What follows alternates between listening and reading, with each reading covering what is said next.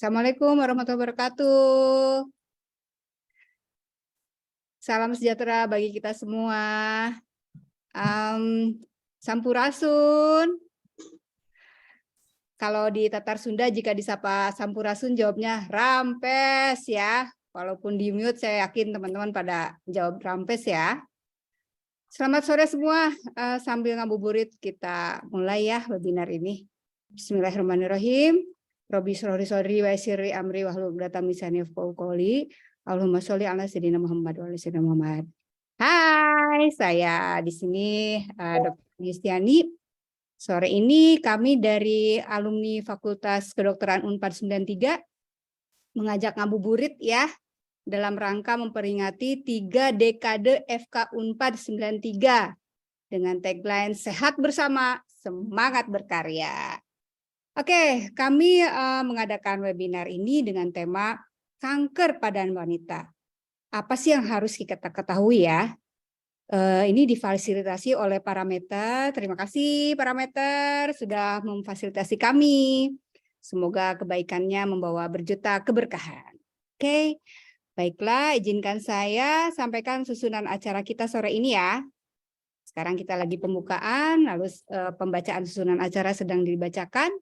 Lalu melaju ke menyanyikan lagu Indonesia Raya, lalu sambutan ketua reuni oleh Dr. Ardana Risworo Anum Yuwono, spesialis anestesi MKes, lalu masuk ke sesi webinar dengan 4 pembicara yang dimoderatori oleh Dr. Astrid Darmayanti, MMRS. Nah, sore ini kita akan ditemani narasumber Dr. Sri Kandi dari FK Unpad 93, cewek semua ya. Kenapa sih cewek semua? Ternyata kita lagi memperingati International Women's Day, yang sebetulnya jatuhnya tanggal 8 Maret. Jadi ada delay sedikit ya. Oke, saya sounding dulu, spill dulu narasumbernya. Yang pertama, Dr. Siti Salimah, spesialis obstetri ginekologi, subspesialis onkologi. Biasa kita panggil Dr. Ima. Dia akan membawakan deteksi dini kanker organ reproduksi wanita. Lalu narasumber kedua tidak kalah menariknya dari Dr. Raden Yohana, spesialis bedah, subspesialis bedah onkologi, konsultan. Materinya tentang peranan terapi bedah pada penyakit kanker. Kita biasa panggil beliau dengan Dr. Noni ya, karena ini kita teman semua ya di kuliah. Untuk narasumber ketiga ada Dr. Vivi Akwarini, spesialis penyakit dalam, konsultan hematologi onkologi medik, Vinasim. Materinya tentang terapi kanker terkini. Nah, beliau ini biasa kita panggil Dr. Vivi. Oke, Dr. Vivi udah hadir ya. Beliau sambil praktek ya, Dok. Lalu ada narasumber yang keempat. Nah, ini asik nih. Dr. Yeni Zuharini, dokter master gizi, spesialis gizi klinik. Materinya yang akan dibawakannya adalah nutrisi sehat, mencegah kanker. Biasa kita panggil beliau Dr. Zoni. Lalu dilanjutkan dengan sesi tanya jawab yang akan dipimpin oleh moderator. Lalu tentu terakhir penutupan ya. Oke, kita manfaatkan kesempatan ini untuk berdiskusi dengan ahlinya. Bukan hanya untuk para penderita atau penyintas kanker saja, tapi bisa untuk semua wanita dan keluarga yang ingin lebih mengenal tentang kanker pada wanita. Oke, sebelum kita mulai webinar, kita bersama-sama mendengarkan lagu Indonesia Raya ya. Bagi semua hadirin virtual, dipersilakan untuk duduk tegak.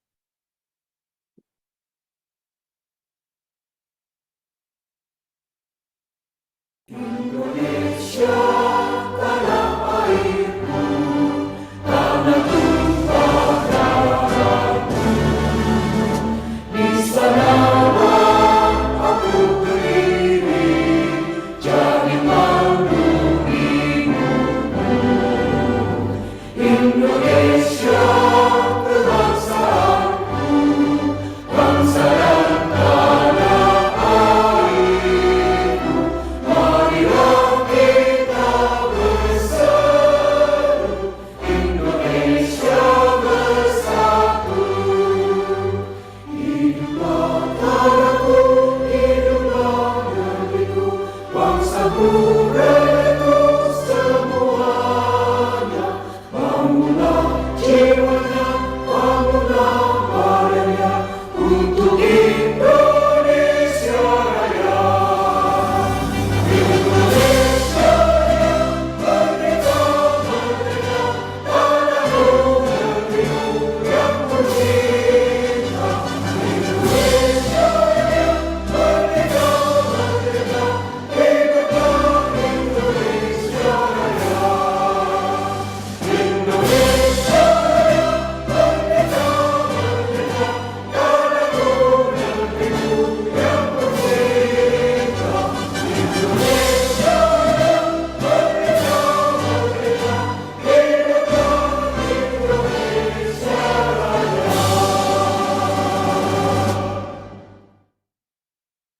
Kepada hadirin virtual dipersilakan untuk duduk biasa kembali.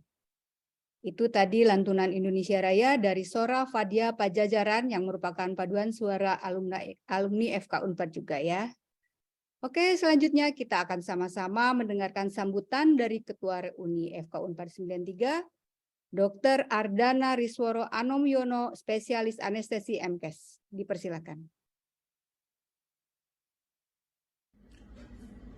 Bismillahirrahmanirrahim. Assalamualaikum warahmatullahi wabarakatuh. Yang saya hormati para peserta webinar, para narasumber, moderator dan MC. Alhamdulillah pada sore ini kita bisa bertemu, bersilaturahmi dalam webinar kanker pada wanita, apa yang harus kita ketahui. Webinar ini merupakan salah satu rangkaian dari reuni 30 tahun Angkatan 93 FK Unpad. Kami harapkan acara ini bisa bermanfaat bagi kita semua, membuka wawasan kita tentang apa itu kanker, terutama pada wanita. Akhir kata, saya ucapkan selamat menyimak. Billahi taufiq wal hidayah. Assalamualaikum warahmatullahi wabarakatuh. Baiklah, sekarang saatnya rangkaian webinar dimulai. Untuk menghemat waktu, kami serahkan waktu dan ruang Zoom kepada Dr. Astrid Darmayanti sebagai moderator webinar ini. Mangga Dr. Astrid, silakan. Assalamualaikum warahmatullahi wabarakatuh. Sebelumnya terima kasih kepada Dr. Ani yang telah memberikan kesempatan kepada saya untuk memandu acara webinar pada sore kali ini, yang bertema kanker pada wanita dan apa yang harus kita ketahui. Untuk diketahui bersama bahwa webinar ini diselenggarakan dalam rangka memperingati 3 dekade alumni Fakultas Kedokteran Unpad Angkatan 93. Sehingga para pembicara yang akan tampil pada acara webinar pada sore kali ini pun adalah alumni Fakultas Kedokteran Unpad 93. Dan dikarenakan acara ini mendekati acara kemarin pada peringatan Women's Day, jadi kami memilih para Sri Kandi dari Angkatan 93 yang akan tampil sebagai pembicara. Pada dasarnya webinar seperti ini sangat penting dan menarik untuk kita ikuti, karena banyak sekali informasi penting yang akan kita dapat dari para pembicara. Namun secara umum penyampaian informasi tersebut akan lebih mudah dipahami apabila diskusi berjalan secara efektif. Oleh karena itu, izinkanlah saya untuk membacakan aturan dalam webinar ini. Yang pertama, masing-masing pembicara kami persilahkan waktu 15 sampai dengan 20 menit untuk memaparkan materinya. Kemudian bagi peserta yang akan bertanya, akan kami pooling di akhir acara dengan terlebih dahulu menuliskan pertanyaannya di kolom Q&A dan menyebutkan nama, kemudian ditujukannya kepada dokter siapa. Dan pada akhir acara, beberapa pertanyaan akan dijawab langsung oleh para pembicara di kolom Q&A, dan akan ada pertanyaan yang langsung dijawab live oleh para pembicara. Namun mohon maaf karena waktu yang sedikit, jadi mungkin hanya akan ada satu pertanyaan untuk satu pembicara. Untuk mempersingkat waktu, segera kami persilakan kepada para pematur pertama, yaitu Dr. Siti Salimah, SPOG Subs-Onkologi, dengan judul Deteksi Dini Kanker Organ Reproduksi Wanita. Namun sebelumnya, izinkanlah saya untuk sedikit membacakan CV beliau. Riwayat pendidikan, Dr. Siti Salimah lulus Fakultas Kedokteran Unpad pada tahun 2000, kemudian lulus spesialis Obgyn Unpad juga pada tahun 2006 dan mengambil fellowship onkologi tahun 2012 dan lulus subspesialis onkologi Unpad pada tahun 2016. Dan saat ini beliau bertugas sebagai staf onkologi di Rumah Sakit Hasan Sadikin Bandung. Kepada Dr. Siti Salimah, waktu dan tempat kami persilakan. Ya, terima kasih Dr. Astrid atas kesempatannya. Sebelumnya saya izin share screen dulu ya.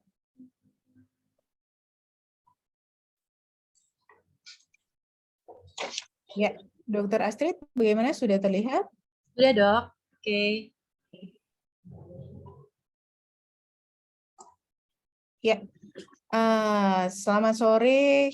Assalamualaikum warahmatullahi wabarakatuh. Terima kasih atas kesempatannya yang diberikan kepada saya untuk memberikan sedikit informasi tentang kanker organ reproduksi. Apa sih yang kita akan ketahui tentang kanker organ reproduksi ini? Mudah-mudahan dan terima kasih juga para peserta yang sudah meluangkan waktu untuk mendengarkan informasi-informasi yang akan diberikan oleh kami sebagai Angkatan 93, teman-teman semasa kuliah, sehingga mudah-mudahan sore ini menjadi sore yang bermanfaat di bulan puasa ini. Oke, sore ini saya akan memberikan sedikit informasi tentang deteksi dini kanker organ reproduksi. Sebelumnya adalah kita harus kenal dulu apa sih yang diketahui dengan organ reproduksi wanita ini. Pertama, yang para peserta mungkin sudah pada tahu bahwa yang kita sebut dengan rahim, yaitu dengan bata medisnya adalah uterus, sebenarnya itu terbagi menjadi badan rahim atau corpus uteri dan leher atau mulut rahim yang kita sebut dengan serviks. Karena kadang disebut kanker rahim, apakah dia kanker serviks atau kanker badan rahim, itu berbeda. Kemudian organ yang kedua yang paling banyak yang kita ketahui untuk sebagai sumber hormonal di tubuh kita adalah ovarium atau yang kita sebut dengan indung telur. Yang ketiga adalah tuba fallopi, yang keempat itu adalah vagina dan vulva. Ya. Pada kanker wanita di Indonesia, ternyata kanker serviks yang merupakan kanker organ reproduksi terbanyak kedua setelah payudara. Tetap number one is payudara. Mungkin nanti itu bagian Dr. Yohana ya. Untuk kanker reproduksi ini kita dua terbanyak, yaitu kanker serviks dan kanker ovarium. Nah, untuk dari keseluruhan, untuk angka insidensi dan mortalitasnya kanker organ reproduksi ini, number one-nya kanker serviks, yang kedua ovarium, yang ketiga corpus uteri, yang keempat dan kelima itu insidensinya sangat rendah yaitu vulva dan vagina. Jadi dari setiap organ yang kita sebutkan tadi dapat terjadi kanker. Kebayang di satu wanita dari organ reproduksinya saja dapat terjadi kanker. Dan ternyata sebagian besar itu datang dengan stadium lanjut sehingga menimbulkan atau meningkatkan angka kematian. Bagaimana sih caranya kita mengetahui kapan kita harus kontrol, kapan kita mengetahui bahwa kita mempunyai kanker? Tuh, kita bahas untuk kali ini adalah pertama, untuk kanker ini kita harus kenali gejala dan faktor risiko. Selanjutnya, kalau kita sudah kenal namanya gejala dan faktor risiko, maka kita harus lakukan yaitu deteksi dini serta pemeriksaan rutin. Awal kita ketahui, kita mulai dengan kanker yang paling topnya dari organ reproduksi, yaitu kanker serviks. Nah, apa sih gejala yang ditimbulkan untuk kanker serviks ini? Pada stadium awal tidak akan menimbulkan gejala yang spesifik sebenarnya. Seperti yaitu keputihan yang banyak dan berbau. Mungkin kadang-kadang wanita merasa keputihan itu biasa. Tapi kalau keputihan tidak normal adalah berbau, kemudian banyak, berubah warna, gatal. Nah, itu sebaiknya segera diperiksakan. Yang kedua adalah apabila sudah terjadi kanker. Nah, ini akan terjadi pendarahan saat senggama. Kemudian tambah lagi kalau dia sudah stadium lanjut bisa menyebabkan sakit pinggang, badan lemas, nyeri perut bagian bawah, serta gangguan buang air kecil. Bagaimana dengan kanker ovarium? Kanker ovarium ini juga kita sebut juga silent killer ya, karena dia akan muncul bila masa tumornya sudah besar sehingga sudah terjadi gangguan dulu. Itu pertama kali yang paling sering adalah perut membesar. Kemudian karena adanya masa tumor yang besar, maka akan terjadi sering berkemih, kemudian nyeri perut dan panggul, serta rasa kembung, dan terjadi perubahan menstruasi apabila siklus menstruasinya masih, artinya premenopause. Kemudian terjadi kelelahan, nyeri punggung. Itu salah satu beberapa gejala dari kanker ovarium. Untuk kanker uterus atau kanker rahim, ini juga ada beberapa. Misalnya terjadi perdarahan di luar siklus haid, dan apabila pada wanita yang sudah menopause, terjadi perdarahan pasca menopause. Kita ketahui bahwa disebut menopause adalah tidak melada lagi menstruasi selama 1 tahun. Jadi pada peserta sekalian atau pada wanita Indonesia ini kalau dikatakan menopause ya adalah 1 tahun berhenti. Jadi kalau misalnya masih 6 bulan, 8 bulan, itu belum kita katakan menopause. Dan kalau sudah berhenti mens selama 1 tahun yang kita sebut dengan menopause, maka bila ada perdarahan segera lakukan pemeriksaan. Belum tentu dia pasti kanker, tapi akan tetapi ada kelainan dari organ reproduksinya. Gejala yang berikutnya yaitu pertumbuhan benjolan di area vagina. Ini juga bisa menyebabkan perdarahan. Kemudian rasa tidak nyaman saat senggama atau buang air kecil, kemudian rasa tidak nyaman di area panggul, sering berasa ingin BAK tapi tidak bisa buang air kecilnya, kemudian disertai dengan rasa kembung, serta kalau misalnya sudah terjadi kanker, maka terjadi penurunan berat badan yang secara cepat. Selain kita ketahui bahwa tadi gejala-gejalanya, apa sih yang disebut faktor risiko? Faktor risiko artinya beberapa faktor yang kemungkinan nanti akan tanda-tanda akan terjadinya kanker. Untuk kita paling yang topnya dulu ya, untuk kanker serviks. Untuk kanker serviks, faktor risikonya apa aja sih? Yaitu wanita yang memiliki anak atau menikah di usia muda. Terus yang kedua, wanita memiliki anak yang banyak atau multiparitas. Kemudian wanita dengan multipartner atau banyak pasangan. Kemudian wanita dengan terjadinya dengan infeksi HIV, serta wanita yang merokok.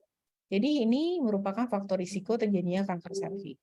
Bagaimana dengan kanker ovarium? Faktor risikonya yaitu untuk kanker ovarium, riwayat histori keluarga itu harus diperhatikan. Apabila ada sanak keluarganya memiliki kanker ovarium, kanker payudara, serta kanker usus, itu risikonya untuk terjadi kanker ovarium lebih tinggi dibandingkan wanita yang tidak mempunyai riwayat keluarga terjadi kanker.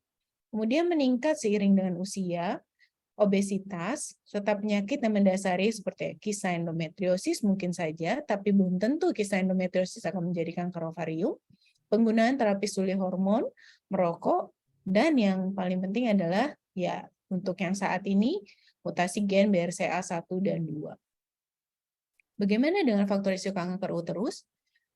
Usia lebih dari 50 tahun mempunyai risiko menjadi meningkat dibandingkan usia di bawah 50 tahun. Kemudian riwayat keluarga dengan kanker usus, riwayat pasien dengan menggunakan pada kanker payudara yang menggunakan hormonal, kemudian kanker ovarium serta usus besar, obesitas, dan nulipara artinya tidak pernah melahirkan. Selain kita mengenal gejala, kemudian mengenal faktor risiko, apa yang kita lakukan untuk selanjutnya yaitu deteksi dini atau screening. Nah, diketahui untuk kanker serviks, ternyata 1 jam wanita meninggal karena kanker serviks.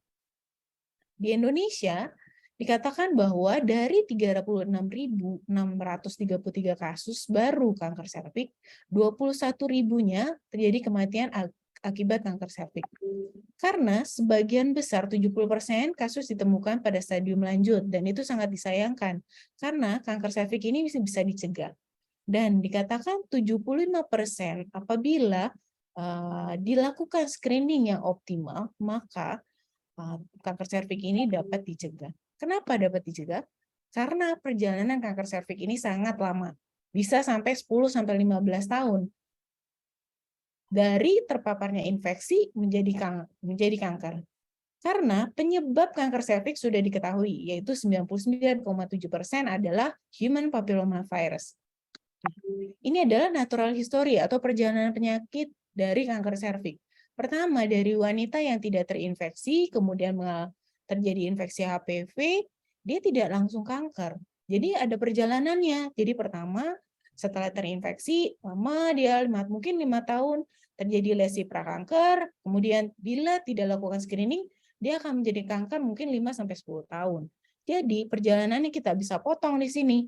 Pada saat ditemukan low grade atau high grade, maka kita terapi secara optimal, dia kembali lagi menjadi normal. Ini gambaran dari kanker serviks dari normal, lesi prakanker, dan kanker. Dari gambaran normal jadi prakanker, nggak ada bedanya. Ini hanya pemeriksaan dengan menggunakan VIA test, sedangkan menjadi kanker, dia sudah ada gejala yaitu keputihan, perdarahan banyak, perdarahan di luar siklus haid, perdarahan saat senggama. Mengapa screening itu sangat penting? Walaupun kita ketahui di masa pandemi ini, sangat jarang pergi ke rumah sakit ya, gitu. Tapi tetap harus dilakukan. Yang hanya beberapa yang harus diperhatikan penting atau tidaknya. Karena kanker serviks ini adalah merupakan silent killer, dan ketika sudah merasakan gejala seperti yang disebutkan tadi, biasanya sudah terjadi kanker. Hanya dari 1 dari 5 wanita Indonesia yang sadar untuk melakukan screening kanker serviks. Bagaimana caranya kita melakukan deteksi dini kanker serviks? Ada beberapa metode, yaitu dari yang paling mudah, murah, dan gampang sekali dilakukan, yaitu dengan tes IVA. Tes IVA adalah tes inspeksi visual asam asetat. Ini dapat dilakukan di pelosok-pelosok, ya.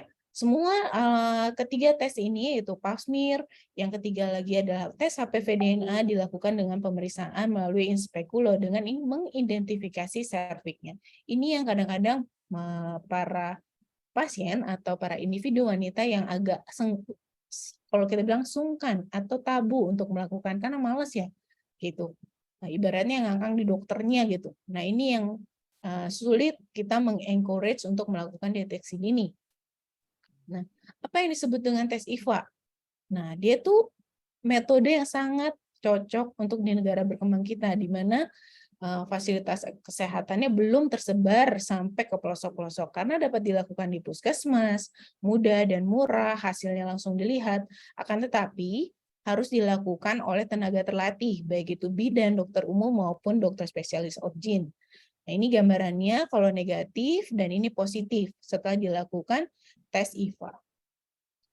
Bagaimana dengan pap smear? Pap smear itu untuk melihat perubahan sel dari normal prakanker menjadi kanker.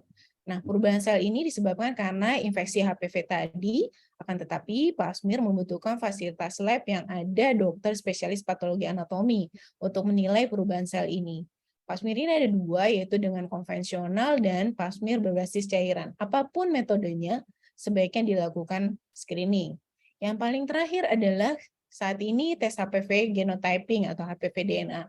Ini paling sensitif dibandingkan beberapa metode yang sebelumnya karena kita langsung mengetahui infeksi dari HPV-nya dan dilakukan dengan metode PCR sehingga lebih akurat, dan paling penting adalah kalau malas periksa dilakukan dengan HPV DNA, maka screeningnya dapat dilakukan 3 tahun atau bahkan WHO menganjurkan 5 tahun sekali apabila ditemukan HPV-nya negatif.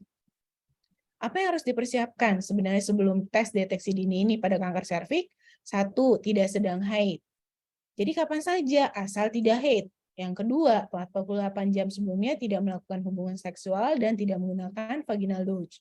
Yang keempat adalah tidak sedang dalam proses pengobatan serviks. Nah, bagi yang sudah melakukan kontak seksual, lakukanlah screening dini secara rutin.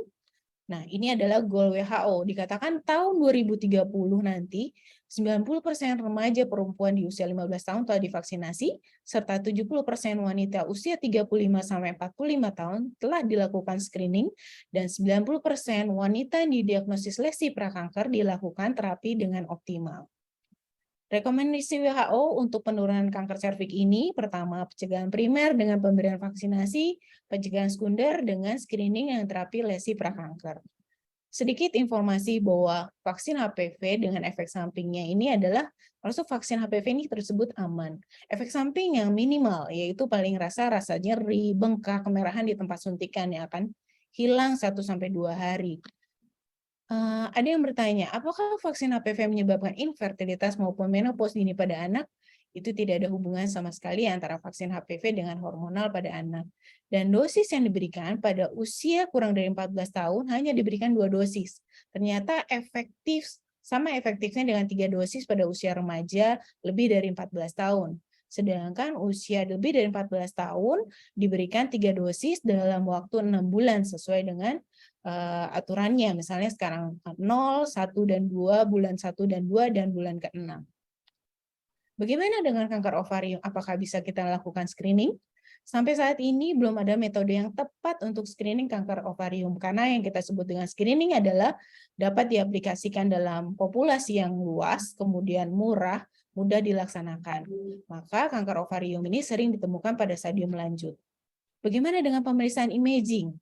Nah, USG abdomen, transvaginal, atau mau CT scan, MRI, itu lebih ke arah diagnostik. bukan merupakan metode screening. Kemudian bagaimana dengan tumor marker? Nah, tumor marker seperti kadang-kadang pasien membawa lab dengan CA125 meningkat, OCS19 meningkat tanpa ada penunjang yang lainnya. Artinya, kalau di organ reproduksi, pada kanker organ reproduksi, tumor marker ini merupakan penunjang, artinya dia kombinasi dengan gambaran imaging. Bila kita temukan massa tumor, misal di ovarium, kemudian kita curiga apakah dia jinak atau ganas, maka kita kombinasikan dengan tumor marker ini. Jadi dia tidak berdiri sendiri, karena pada orang kehamilan, bahkan kisah endometriosis, CA125 akan meningkat. Bagaimana dengan genetik tes untuk BRCA1 ini sangat sensitif untuk memprediksi bahwa kanker ovarium ini, akan tetapi dia bukan metode screening yang mudah. Artinya karena kenapa? Mahal. Dan dilakukan di Indonesia mungkin harganya sekitar 5 sampai 6 jutaan. Dan dia hanya pada populasi tertentu dengan faktor risiko yaitu family history. Akan tetapi yang paling minimal adalah kita melakukan screening menggunakan USG sebenarnya. Pada kanker organ reproduksi ini sebenarnya hanya one stop pemeriksaan, yaitu kenapa? Satu, untuk melihat kanker serviks kita melakukan pap smear, kita buka dari inspekulo. Kemudian setelah kita lakukan inspekulo, maka kita langsung melakukan USG transvaginal atau transabdominal. Sehingga kalau pap smear atau IVA test atau HPV DNA tidak menggantikan screening untuk kanker ovarium atau kanker uterus atau kanker lainnya, hanya untuk serviks. Kadang-kadang kan pasien datang, saya pap smear rutin kok dok di lab, tapi kok saya ada kanker ovarium, itu tidak berhubungan. Jadi minimal untuk one stop pemeriksaan adalah kita lakukan pap smear, dilanjutkan dengan USG transvaginal untuk menilai kondisi rahim atau uterus serta kondisi ovarium. Terima, maaf waktunya 3 menit lagi ya. Sebentar, Dr. Atul udah selesai. Take home message-nya adalah pada kanker serviks perjalanan penyakitnya cukup lama sehingga dapat dilakukan pencegahan. Pencegahannya itu bagaimana? Pencegahan primer yaitu dengan vaksinasi HPV dan pencegahan sekunder dengan deteksi dini.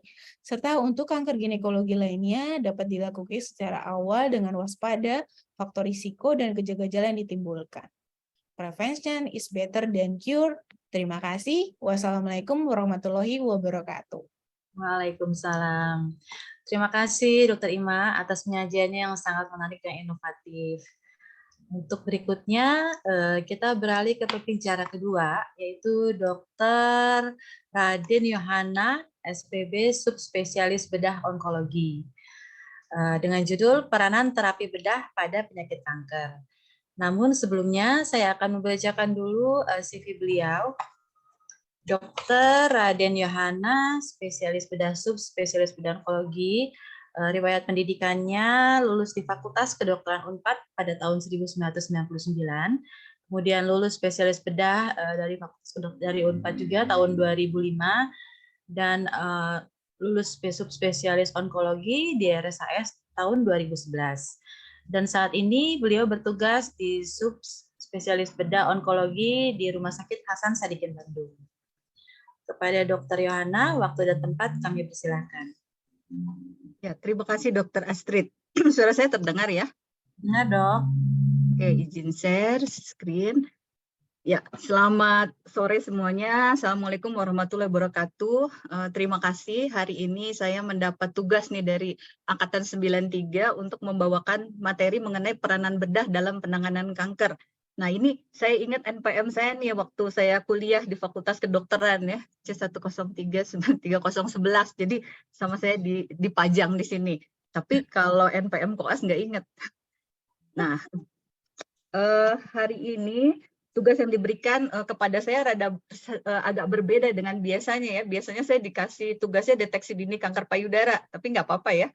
Kalau tadi Dr. Ima sudah banyak memaparkan mengenai deteksi dini tentang organ reproduksi wanita. Nah, sekarang saya tentang peranan bedah dalam penanganan kanker. Ini merupakan suatu topik yang menarik menurut saya, karena masih banyak yang bertanya-tanya mengenai pembedahan. Kemudian dalam hal ini juga saya ingin memperkenalkan apa sih itu bedah onkologi gitu ya, karena masih banyak nih teman-teman mungkin yang nggak tahu apa sih itu bedah onkologi gitu ya. Bedah onkologi itu adalah suatu suatu disiplin ilmu di mana dia itu kebanyakan menangani mengenai kanker. Jadi termasuk kalau sudah berhubungan dengan kanker, maka bidang yang akan didalaminya adalah meliputi pencegahan, diagnosis, perawatan, rehabilitasi, dan surveillance. Jadi kalau kita lihat sebenarnya ini dokter bedah onkologi ini mainnya adalah dokternya dokter bedah gitu, tetapi sebenarnya setelah dia menjadi dokter spesialis bedah onkologi, maka pekerjaannya itu menjadi lebih banyak dan lebih komprehensif.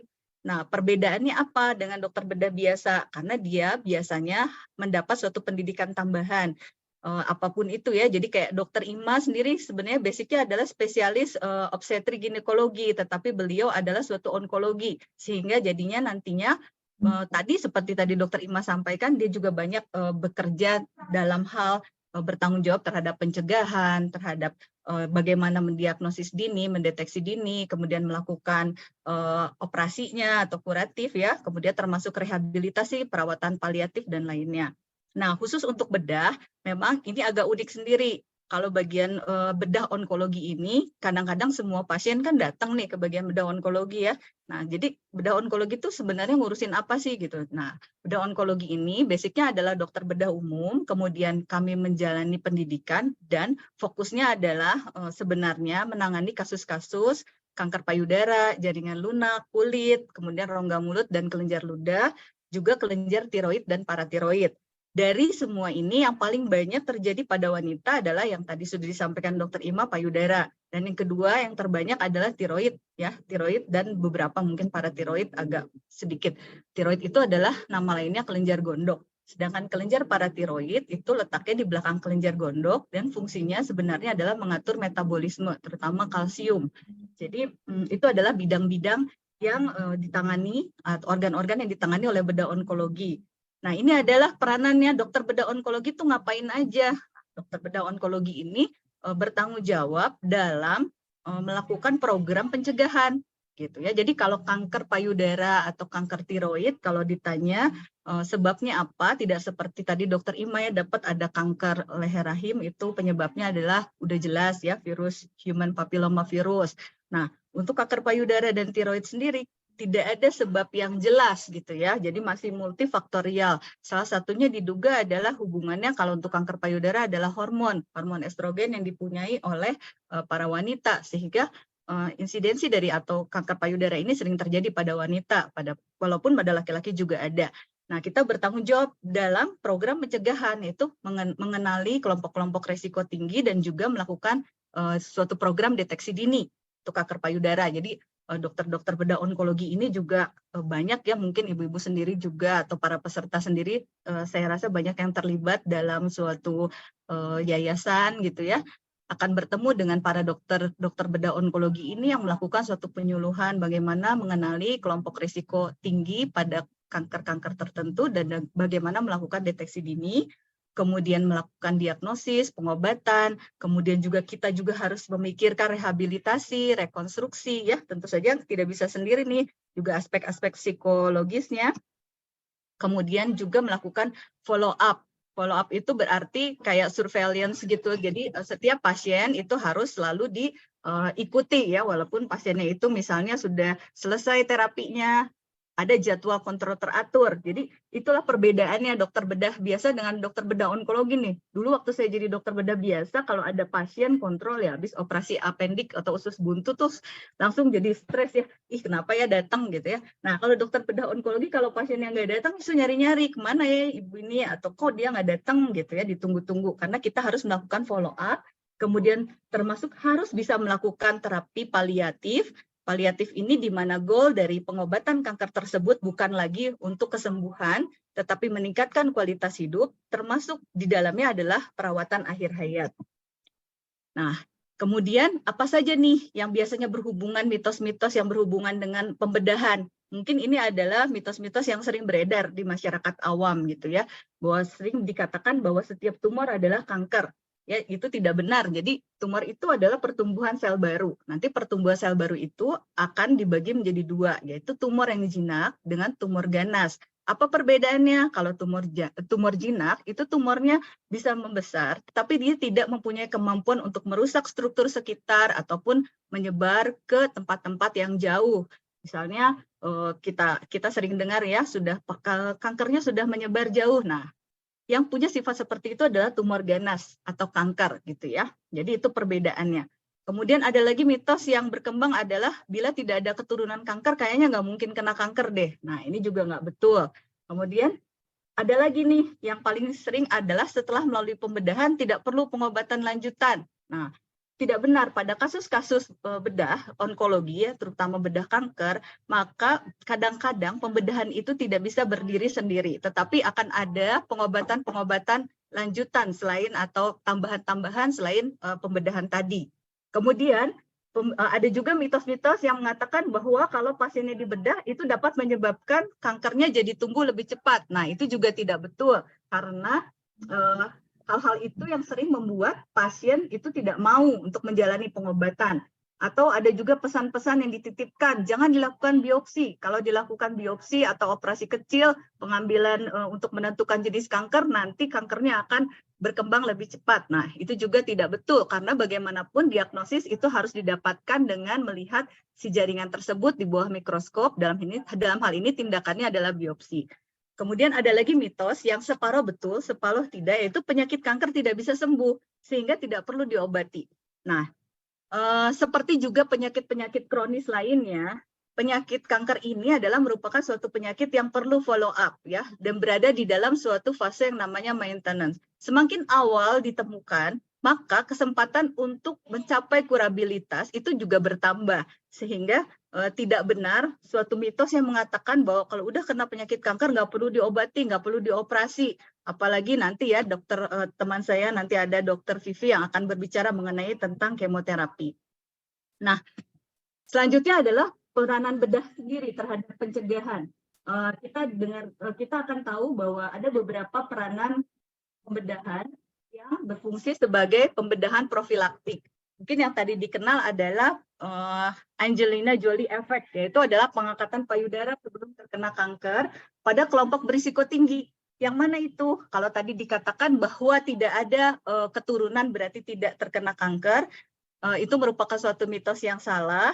Tapi dari sekian persen dari yang terkena kanker itu ada juga yang diturunkan. Tetapi tentu saja harus dibuktikan dulu dengan pemeriksaan genetik. Nah, untuk kelompok-kelompok yang ternyata sudah secara terbukti ya mengalami suatu kelainan genetik, kadang-kadang ada suatu kelompok yang jadi orang-orang itu kalau sudah terkena seperti itu ya biasanya berpikirnya ada ekstrim. Ekstrim itu berarti ya udahlah angkat aja. Ada juga yang masih istilahnya tawar-menawar. Memang itu ada konseling genetik. Nah, disinilah peranan ahli bedah. Jadi ada beberapa ahli bedah yang berperanan dalam pembedahan yang disebut dengan profilaktik adalah melakukan pengangkatan jaringan payudara sebelum terkena kanker. Jadi jaringan payudaranya masih normal seperti yang dilakukan oleh si Angelina Jolie itu karena dia ternyata terbukti di dalam darahnya itu dia membawa mutasi gen. Jadi dari ibunya terkena ovarium ya atau kanker indung telur, kemudian dia periksa genetiknya juga ternyata dia pun membawa gen yang sama, akhirnya dia melakukan suatu pengangkatan. Nah, itulah fungsi pembedahan profilaktik namanya. Kemudian yang paling banyak dilakukan adalah sebenarnya diagnostik atau kita sebut biopsi. Kalau tadi Dr. Ima sudah menyampaikan bahwa tidak ada seromarker atau pemeriksaan laboratorium yang secara pasti bisa mendiagnosis 100% ya bahwa ini terkena kanker, itu saya setuju sekali. Kadang-kadang pasien-pasien itu misalnya ada benjolan di payudara, kemudian diperiksa gitu ya ke laboratorium, diperiksa penanda-penanda kanker sesuai dengan arahan mungkin petugas yang di sana. Kemudian ketika kita menyampaikan bahwa kemungkinan ini ada keganasan menjadi kaget gitu karena menurut hasil laboratoriumnya normal gitu ya. Nah, itu jadi penanda-penanda itu tidak bisa dipakai sebagai alat diagnostik. Tetap saja yang diperlukan adalah biopsi atau pengambilan jaringan yang diambil dari si benjolan tadi atau suatu lesi yang kita temukan pada pasien. Nah, peranan seorang bedah onkologi ini setelah mendapatkan hasil biopsi dari sudah kita melakukan biopsi, kemudian mendapatkan hasilnya dari teman kita dokter patologi anatomi, maka kita harus menginterpretasikan hasil tersebut dan menyesuaikan dengan pemeriksaan klinis. Gitu. Jadi itu kekuatannya adalah sebenarnya dalam mendiagnosis klinis cocok atau enggak. Begitu juga pemilihan metode biopsi. Jadi biopsi itu bukan suatu hal yang remeh ya, kalau menurut saya itu adalah awal dari segala macam tindakan yang nantinya akan dilakukan berikutnya. Sehingga seorang dokter bedah itu harus hati-hati sekali dalam melakukan biopsi, memilih lokasi biopsi, metode biopsi, kemudian membaca atau menginterpretasikan hasil biopsi. Kemudian nantinya dia akan menjadi pertimbangan untuk pemilihan urutan terapi. Jadi seperti tadi dikatakan, kita lihat bahwa tumor itu ada dua, tumor jinak sama tumor ganas. Kalau tumor jinak itu adalah pertumbuhan sel baru, tapi dia tidak berbahaya. Istilahnya kalau misalnya dia benjolannya mau hilang, ya harus dioperasi. Sudah selesai. Tetapi kalau kita berhadapan dengan kanker, maka beberapa modalitas terapi itu bisa digunakan. Nah, mana dulu nih yang mau diberikan?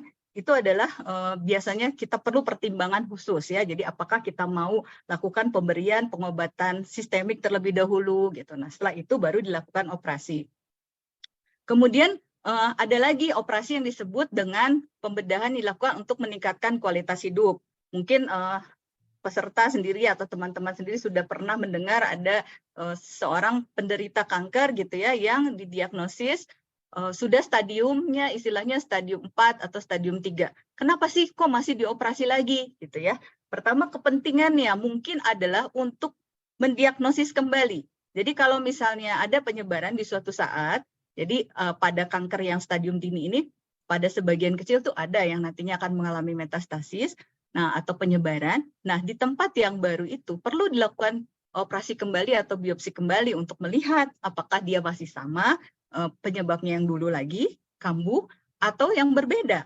Atau kemudian kita juga harus lihat sifat-sifat tumornya, karena sekarang pengobatan kanker itu udah lebih spesifik lagi ya. Pada kanker payudara itu tidak semua pasien kanker payudara ditreat dengan pengobatan yang sama, dengan sekuen yang sama. Jadi setiap pasien itu pasti ada pendekatan personalnya sesuai dengan hasil pemeriksaan biopsi tadi. Kemudian ada pembedahan dilakukan untuk meningkatkan kualitas hidup. Ya, misalnya si efek dari tumor tersebut menyebabkan gangguan pada pernafasan, atau misalnya di rongga perut menyebabkan menjadi tidak bisa buang air besar, sehingga perlu dilakukan pembedahan untuk meningkatkan kualitas hidup. Atau kanker payudara misalnya yang sudah sudah lanjut. 3 menit lagi ya, Dok. Ya, terima kasih Dr. Astrid. Untuk meningkatkan kualitas hidup. Jadi kita lakukan pembedahan tersebut. Kemudian perkembangan terbaru mungkin teman-teman atau para peserta sudah mendengar ya ada beberapa teknologi baru. Nah, dalam melakukan pemilihan teknologi tersebut perlu dipertimbangkan dengan cermat. Apakah teknologi ini dapat istilahnya menjawab ya untuk pengangkatan pembedahan yang diperlukan pada kanker-kanker yang ada. Nah, terakhir karena waktunya sudah habis, saya sampai pada kesimpulan bahwa penegakan diagnosis kanker itu diperoleh dengan pemeriksaan patologi anatomi di laboratorium dengan bahan pemeriksaan didapatkan dari proses yang disebut biopsi. Pengambilan jaringan kecil ini kadang-kadang diperoleh harus dengan tindakan pembedahan. Kemudian pembedahan itu masih merupakan modalitas utama pada penanganan tumor padat. Jadi untuk tumor padat itu adalah tumor solid ya kita sebut, yang bukan padat itu misalnya kanker darah dan sebagainya. Itu pembedahan di situ mungkin kalau misalnya ada suatu lesi atau benjolan yang kadang-kadang ada ya pada kanker kelenjar getah bening misalnya hanya sampai didiagnostis saja. Kemudian pengobatan kanker biasanya melibatkan multimodalitas terapi, jadi nggak bisa cuma satu saja dan melibatkan multidisiplin. Jadi banyak teman-teman yang bergerak dalam bidang yang sama dengan disiplin ilmu yang berbeda untuk mengoptimalkan pengobatan kanker tadi pada pasien. Kemudian jangan lupa diskusikan rencana terapi pada dokter yang menangani gitu ya. Jadi untuk para peserta misalnya nanti kalau misalnya ada sesuatu yang ingin dikonsultasikan, diskusikan gitu ya, karena pengobatan kanker ini memerlukan istilahnya kerjasama antara dokter dengan pasien dan akan dilalui dalam jangka waktu yang cukup lama. Mungkin itu saja dari saya. Terima kasih. Wassalamualaikum warahmatullahi wabarakatuh. Waalaikumsalam warahmatullahi wabarakatuh.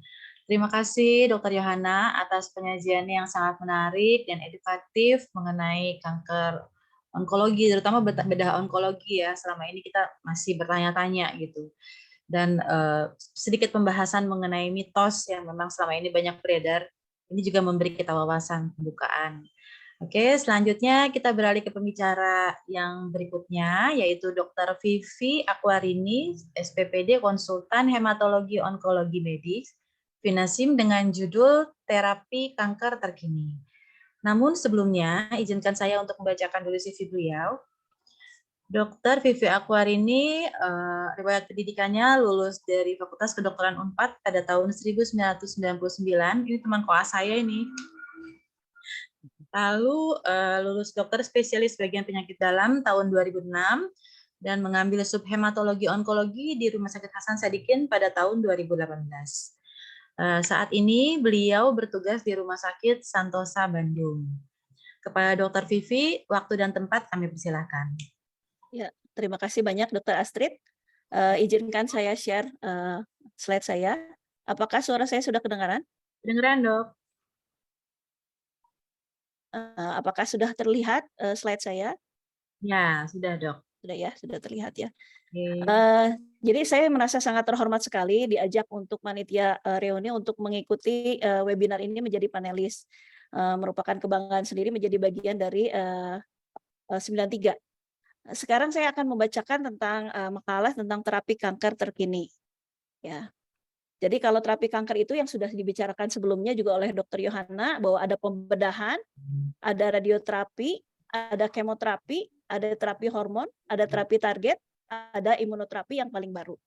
Kita bahas satu persatu. Kalau tadi pembedahan sudah dibahas oleh Dr. Yohana, mungkin saya akan masuk langsung ke radioterapi.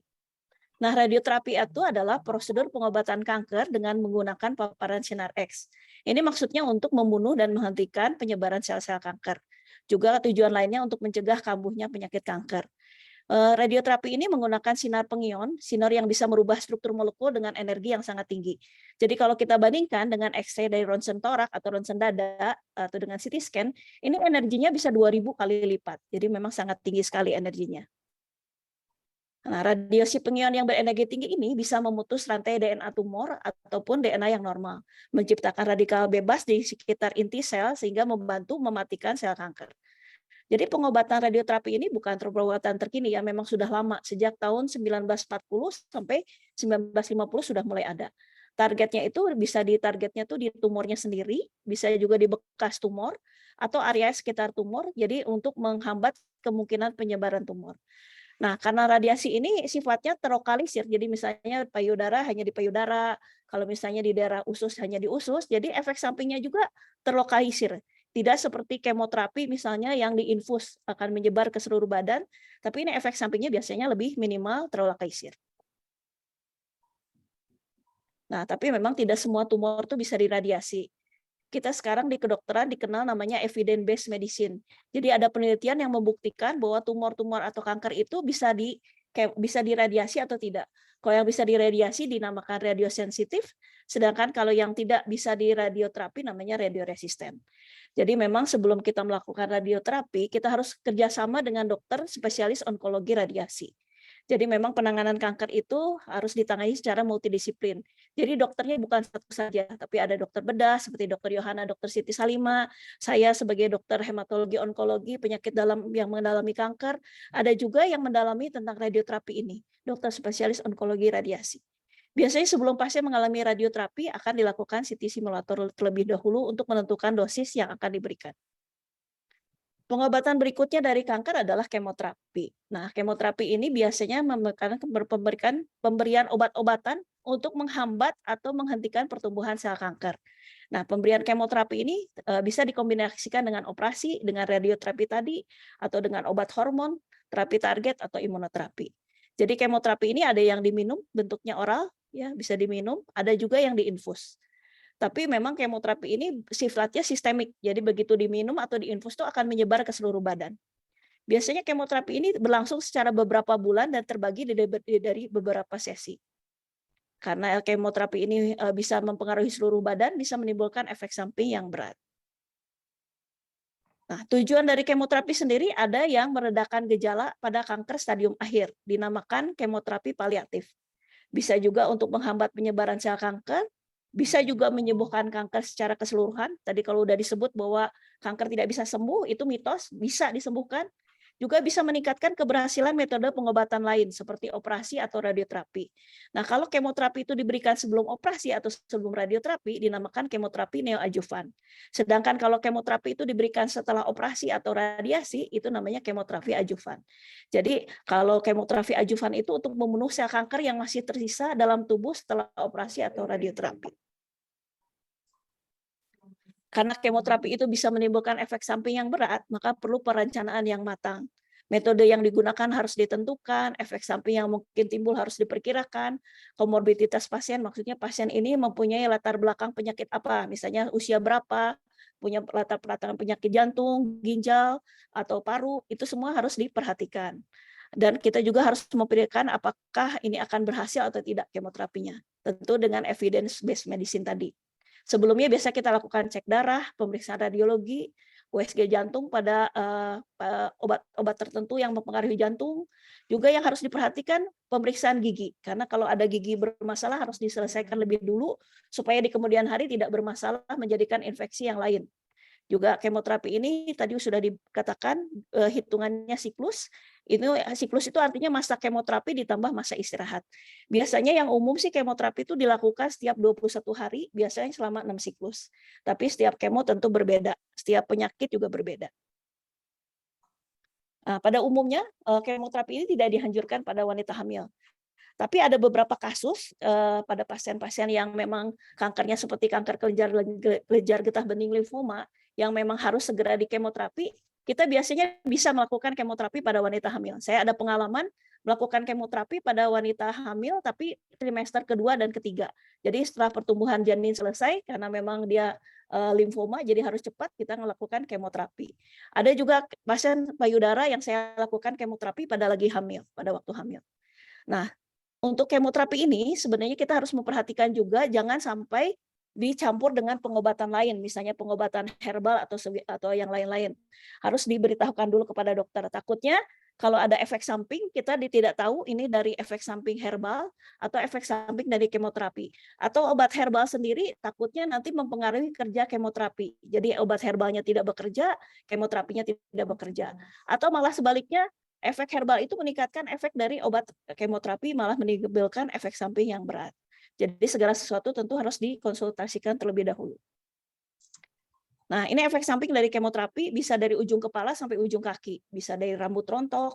Tapi tidak usah khawatir kalau rambut rontok ini biasanya akan tumbuh kembali. Ada juga mual muntah, dokter juga akan memberikan obat anti mual muntah. Kadang-kadang juga timbul sariawan. Lidah tidak berasa, jadi kadang-kadang memang kalau kita melakukan kemoterapi, jadi mulut tuh tidak berasa. Misalnya makanan manis, tidak terasa manis, asin tidak terasa manis, tidak terasa asin. Nah itu memang kita harus memaksakan makan. Kalau kita tidak bisa memaksakan makan, nanti malah timbul efek samping yang lain yang lebih berat. Perlu diperhatikan juga ada beberapa obat kemoterapi yang bisa menimbulkan gangguan jantung atau gangguan ginjal, ya. Bisa juga timbul tuh diare, perubahan kulit dan kuku mungkin jadi hitam-hitam, baal dan kesemutan. Beberapa obat juga paklitaxel bisa menimbulkan baal dan kesemutan. Dan ini yang penting, kalau kita makannya kurang, biasanya bisa HB-nya turun, anemia. Kalau HB turun tentu harus ditambah darah. Tapi yang bahaya itu kalau leukopeni, yaitu leukosit atau sel darah putih turun. Nah, kalau sel darah putih turun, daya tahan tubuh turun, pasien bisa mengalami demam, infeksi, bisa bahkan sampai fatal. Dan bisa juga terjadi trombositopeni, yaitu penurunan jumlah trombosit. Nah, ini berbahaya kalau jumlah trombositnya kurang, bisa terjadi pendarahan. Jadi memang efek samping ini bisa terjadi, tapi biasanya pada pasien-pasien saya yang semangat dan makannya bagus, efek samping ini bisa dihindari dan bisa diatasi. Jadi tidak usah takut, asal kita konsultasi. Nah, terapi yang lain, selain tadi terapi radioterapi, terapi kemoterapi, ada juga yang disebut terapi hormon untuk pengobatan kanker. Ini pengobatan ini untuk jenis kanker yang sensitif terhadap hormon. Jadi tadi udah disebut sama Dr. Yohana bahwa kanker payudara itu ternyata subtipenya banyak, bukan cuma satu tipe aja. Kalau dulu kita taunya kanker payudara tuh hanya bisa dioperasi atau di kemo saja. Tapi ternyata karena sekarang ilmu pengetahuan sudah maju, dengan pemeriksaan imunohistokimia, kita bisa tahu bahwa ini kanker payudara tuh subtipe apa. subtipe luminal A, luminal B, HER2 atau triple negatif.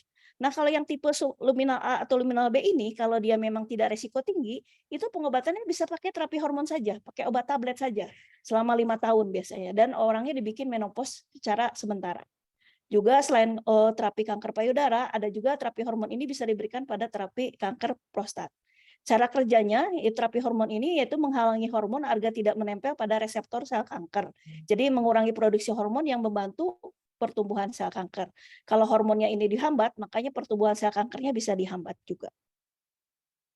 Selain terapi hormon, ada juga yang dinamakan terapi target. Nah, ini terapi target ini pengobatan kanker yang menggunakan obat yang cara kerjanya menargetkan bagian tertentu saja, yang hanya ditemukan pada sel kanker.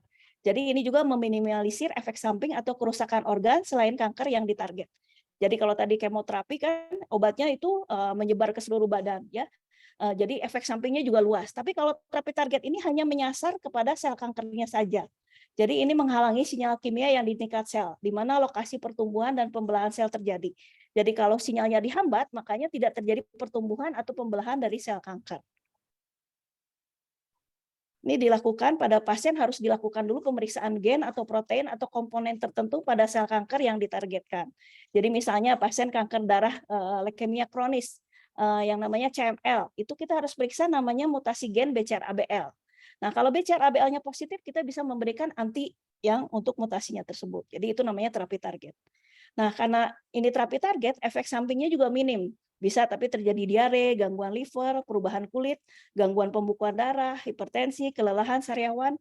Jadi dokter tuh harus tahu terapi target ini efek samping yang bisa terjadi apa dan harus di follow up. Oleh karena itu sangat penting melakukan konsultasi. Jadi bisa dilakukan pada kanker payudara terapi target ini, ya. Tadi kanker darah, tadi ya seperti imatinib, kanker usus besar, ada namanya Avastin atau Erbitux, kanker kulit, kanker paru. Nah, kanker paru juga sekarang kalau mutasi gen EGFR-nya positif itu tidak harus dikemo, bisa pakai obat terapi tablet, terapi target yang bentuknya tablet. Tentu efek sampingnya lebih ringan daripada kemoterapi. Kanker prostat, kanker mulut rahim juga bisa, kanker kepala leher, kanker otak, ya kita biasa ngasih obatnya dibarengin sama sinar. Kanker ginjal juga bisa, kanker hati, kanker tiroid, semua itu ada terapi targetnya saat ini. Nah, obatnya itu bisa diminum, bisa juga disuntik melalui infus atau kateter vena sentral. Maaf dok, waktunya 3 menit lagi ya dok. Ya, sebentar lagi ya. Nah, ini imunoterapi adalah inovasi pengobatan kanker terbaru. Ini meningkatkan kemampuan sistem kekebalan tubuh individu untuk mengenali dan menyerang sel kanker. Jadi sel kanker itu memiliki kemampuan untuk menyamarkan diri sehingga sulit dihancurkan oleh sistem kekebalan tubuh. Sedangkan imunoterapi ini meningkatkan sistem kekebalan tubuh sehingga mampu mendeteksi sel kanker untuk kemudian dihancurkan. Ya, untuk menentukan terapi diperlukan berbagai tes. Salah satunya adalah PDL1, yaitu bisa diperiksa dengan metode imunohistikemia. Semakin tinggi PDL1, makin tingginya respon akan terhadap imunoterapi ini akan baik. Tapi ini imunoterapi yang sebagian. Ada juga obat imunoterapi yang lain, bukan diperiksanya PDL1, tapi periksa yang lain. Jadi ini sebagai salah satu contoh saja. Jadi imunoterapi dapat membantu juga menghentikan atau memperlambat pertumbuhan sel kanker, mencegah penyebaran, dan membantu sistem kekebalan tubuh. Contohnya pada kanker paru, imunoterapi memberikan angka hidup 5 tahun yang lebih besar, 4 kali lebih tinggi dibandingkan pengobatan kemoterapi, dan menurunkan angka resiko efek samping yang berat, sampai 22%. Kanker payudara yang subtipenya triple negatif juga bisa dikombinasi dengan kemoterapi dan imunoterapi dan mengurangi resiko kematian hingga 27%. Nah, ini saya lewat dulu. Sebagai kesimpulan, pengobatan kanker terdiri dari pembedahan, radioterapi, kemoterapi, terapi hormon, terapi target, dan imunoterapi. Masing-masing pengobatan tentu ada indikasi dan efek samping. Pasien tetap perlu berkonsultasi terlebih dahulu dengan dokter untuk mengetahui pengobatan yang terbaik sesuai kondisi masing-masing pasien. Terapi kanker harus dilakukan secara multidisiplin. Diperlukan kerjasama yang baik antara pasien, tenaga kesehatan, antara dokter, antara perawat, dan penunjang yang lain, keluarga, dan kelompok pendukung. Terima kasih atas perhatiannya. Saya kembalikan kepada moderator. Ya, terima kasih Dr. Vivi. Di tengah-tengah kesibukan sedang memeriksa pasien, masih menyempatkan untuk bergabung bersama kita untuk berbagi mengenai terapi kanker ini. Penyajiannya sangat menarik dan edukatif sekali mengenai jenis-jenis terapi yang dilakukan pada penderita kanker, indikasi dan efek sampingnya, sehingga kita jadi lebih menambah wawasan kita. Jadi kalau seandainya sampai nanti kita terkena kanker, jangan terlalu takut karena ternyata sekarang sudah banyak pengobatan-pengobatan alternatif yang lain ya dok ya. Oke, akhirnya kita sampai kepada pembicara terakhir, Dr. Yeni Zuhairini, Dr. M. Gizi, spesialis gizi klinik dengan judul Nutrisi Sehat Pencegah Kanker. Namun sebelumnya izinkan saya untuk membacakan CV beliau dulu. Dr. Yeni, riwayat pendidikannya, pendidikan lulus Fakultas Kedokteran Unpad pada tahun 2000, kemudian mengambil spesialis gizi di Fakultas Kedokteran UI pada tahun 2008, dan melaksanakan S3 di Unpad pada tahun 2018. Dan pekerjaannya saat ini beliau bertugas di Rumah Sakit Hermina Arca Manik, kemudian di Prodia Wastu Kencana dan Prodia Buah Batu. Pak Dr. Yeni, waktu dan tempat kami persilakan. Terima kasih Dr. Ate. Nah, saya kebiasaan nyebutnya Dr. Ate karena Dr. Astrid panggilannya Dr. Ate di grup kita di kelompok angkatan 93. Iya dok. Terima kasih banyak. Saya juga ikut menikmati tadi presentasi Dr. Siti Salima, Dr. Yohana, dan Dr. Vivi. Seru sekali. Ternyata ini sesuatu yang kayaknya kita butuh semua tahu ya. Saya sendiri diberi tugas untuk diskusikan tentang nutrisi sehat pencegah kanker. Apa udah kelihatan atau belum dok? Oh, belum kelihatan ya. Oke. Sebentar, saya coba lagi.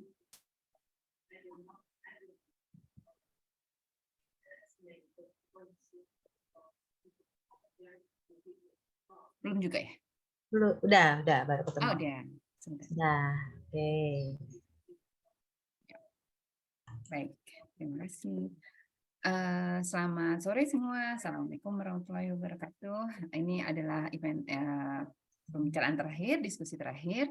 Saya Yeni Zuhairini. Saya ikutin Dr. Yohana tadi. Saya C10 93040. Intinya di makanan untuk mencegah kanker adalah makin banyak variasi warna makanan. Nah, kenapa ya banyak variasi makanan nanti warnanya nanti kita bahas satu persatu.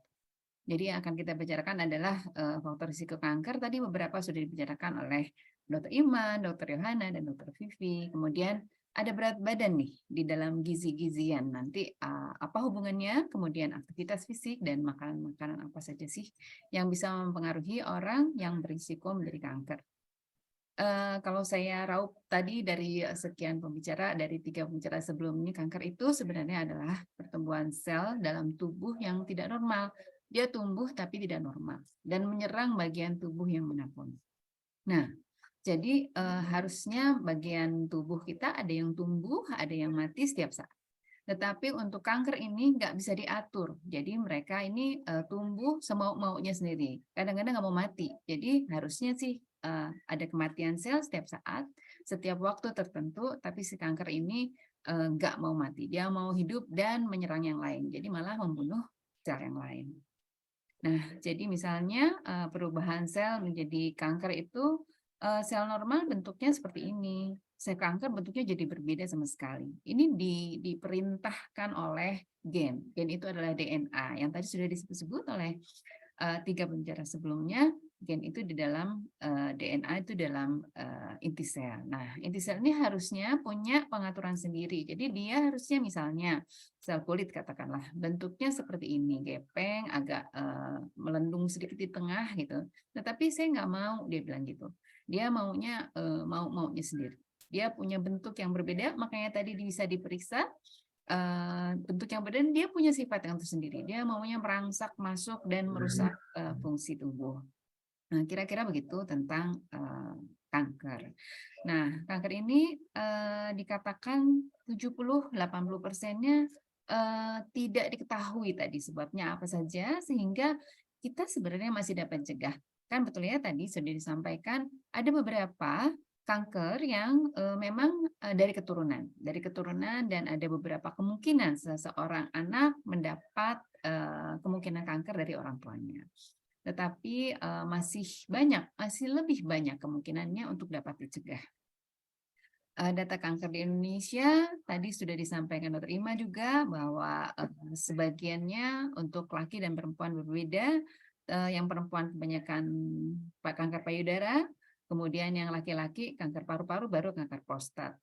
Kemudian yang lain lebih banyak lagi dibandingkan kanker-kanker yang besar-besar ini. Nah, kita mulai.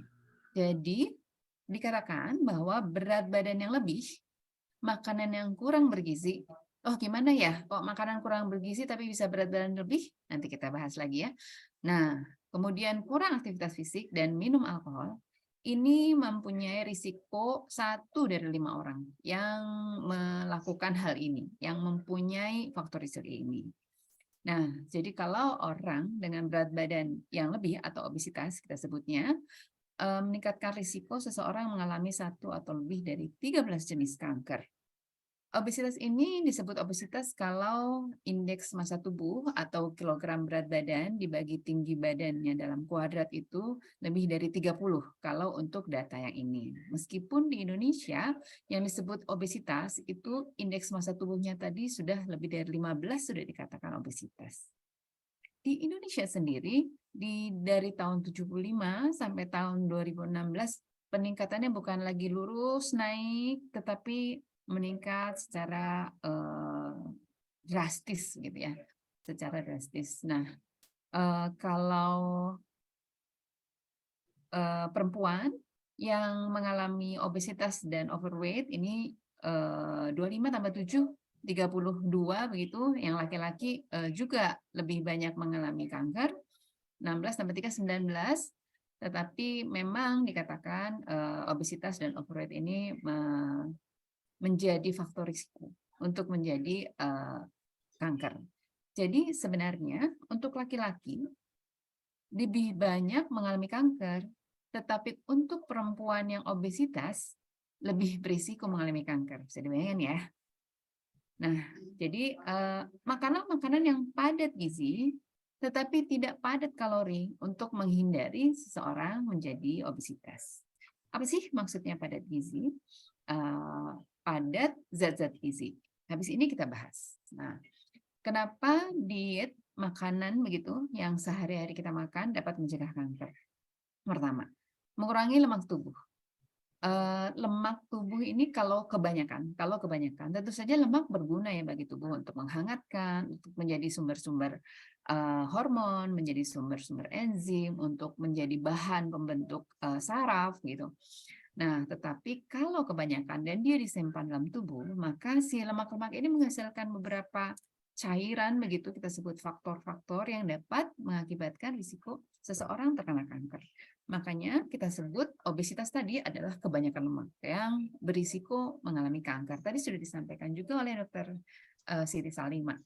Nah, kemudian kita mungkin sering mendengar tentang apoptosis. Apoptosis itu apa?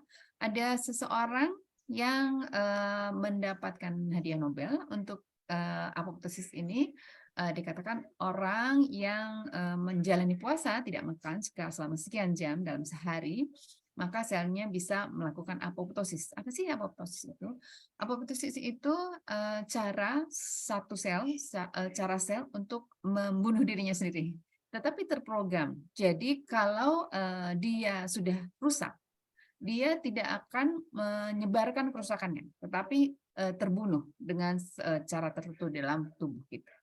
Nah, jadi ada beberapa zat gizi yang dapat membantu pemusnahan sel yang sudah tidak normal, sehingga dia tidak menjadi risiko untuk menjadi kanker tadi.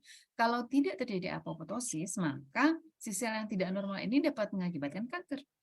Nah, ada juga zat-zat gizi yang mendorong agar sel kanker mengalami apoptosis. Atau tadi disebutkan bahwa kalau orang berpuasa, kebetulan sekarang bulan puasa ya, ada beberapa mekanisme dalam tubuh kita yang mematikan sel yang tidak normal sehingga mengurangi risiko mengalami kanker. Nah, kemudian ada lagi zat gizi yang mencegah kerusakan sel akibat radikal bebas, yang ini disebut dengan antioksidan.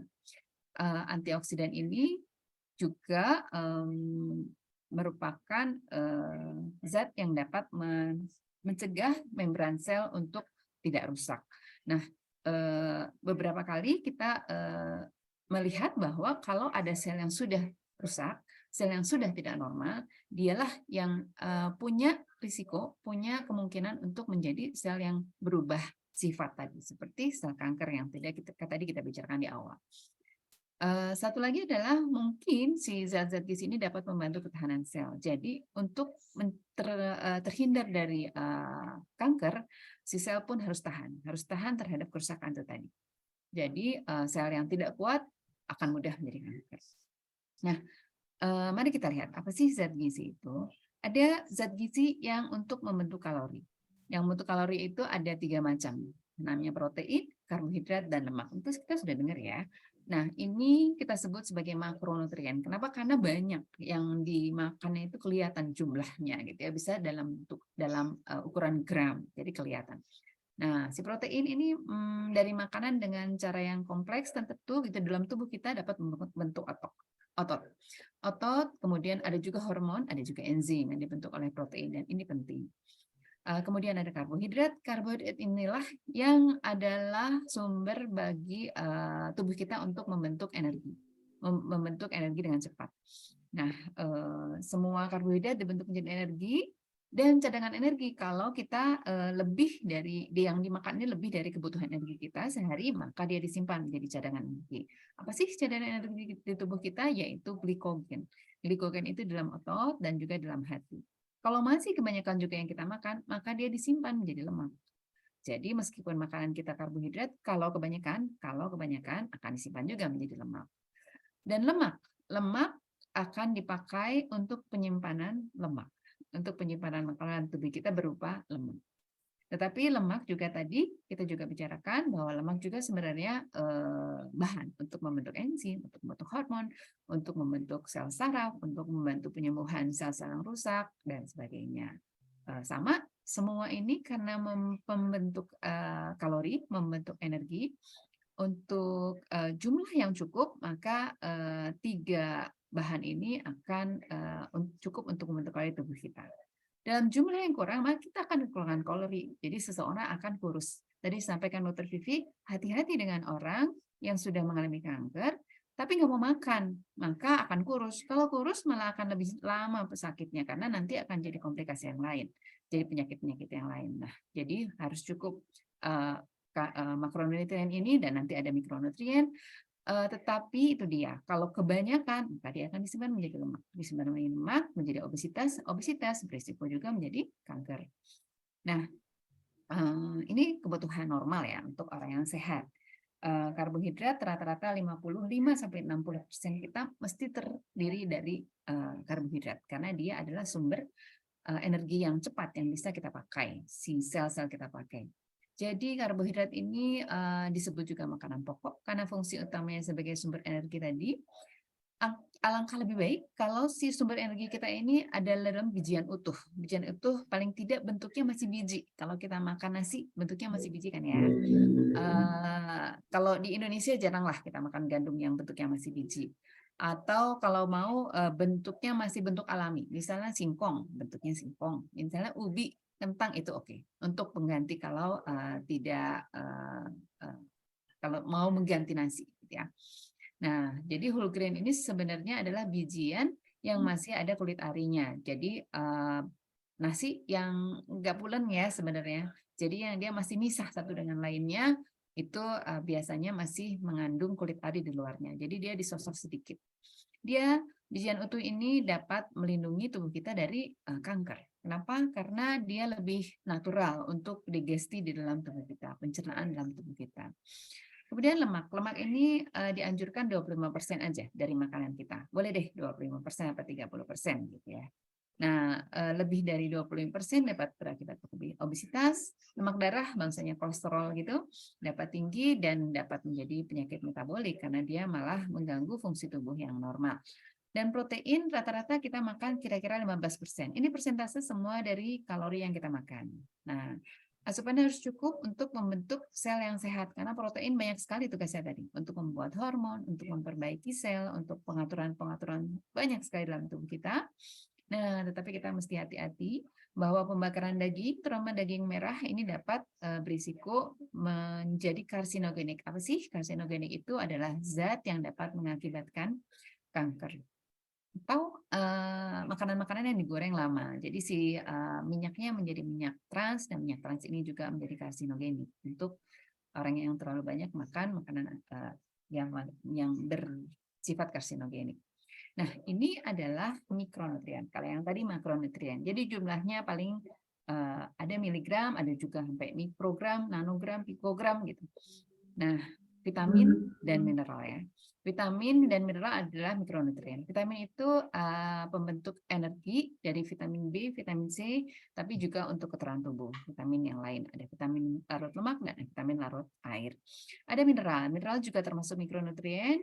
Ada sebagian yang untuk membentuk energi dan keteraturan untuk pengaturan DNA, apakah dia mau memproduksi protein atau DNA mau mencegah jangan sampai diproduksi protein. Kemudian yang lain adalah ini sebenarnya zat-zat yang ada dalam makanan kita, tapi dia tidak termasuk zat gizi sebenarnya. Tetapi kita butuhkan. Jadi serat ini sebenarnya tidak termasuk zat gizi, tapi tetap kita butuhkan untuk digesti tubuh kita. Serat dalam tubuh kita ada dua, serat yang larut dan serat yang tidak larut. Serat yang larut akan dimakan oleh flora usus yang normal. Jadi kita bahkan butuh miliaran flora usus dalam tubuh kita untuk membantu mendigesti, mencerna serat makanan, dan hasil dari pencernaan oleh flora usus ini, bakteri ini dapat melindungi tubuh kita dari banyak sekali kerusakan. Jadi termasuk kerusakan dalam sel kolon, ini mencegah sel kolon. Kolon itu usus besar.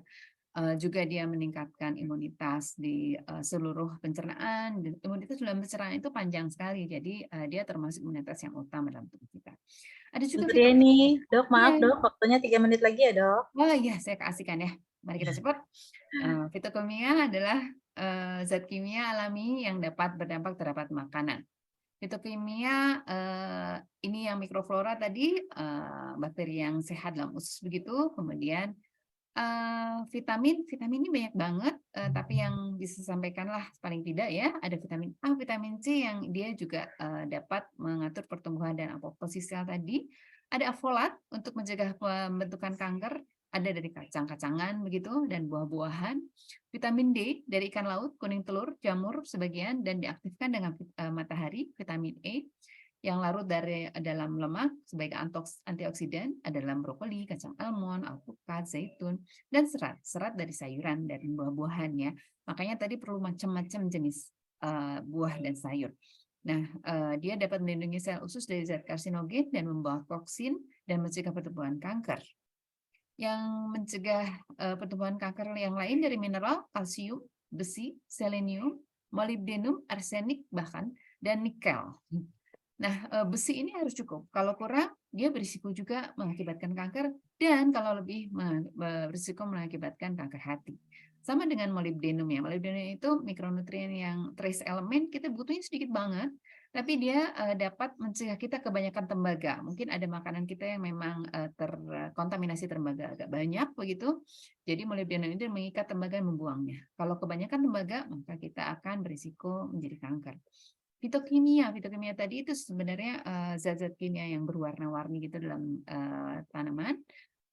Ada flavonoid misalnya, ada karotenoid, resveratrol, polifenol, banyak sekali, ratusan ribuan fitokimia yang dapat membantu tubuh kita untuk melindungi dari karsinogenik. Ini fitokimia bisa stimulasi sistem kekebalan, mencegah kerusakan DNA, memicu matinya sel yang rusak tadi apoptosis, memblok karsinogen, mengurangi kerusakan akibat oksidatif, mengurangi peradangan, memperlambat pertumbuhan sel kanker, meregulasi hormon, banyak banget.